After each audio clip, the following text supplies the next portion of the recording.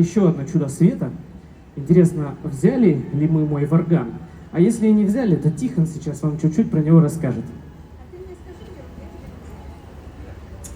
Варган — это язычковый инструмент, очень простой, да непростой, потому что, например, в диджериду мы только выдуваем воздух, а в варган мы и вдуваем, и выдуваем, вдыхаем и выдуваем.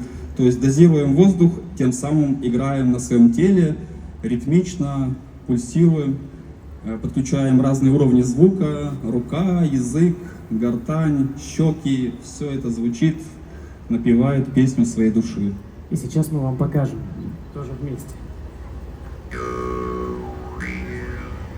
Си.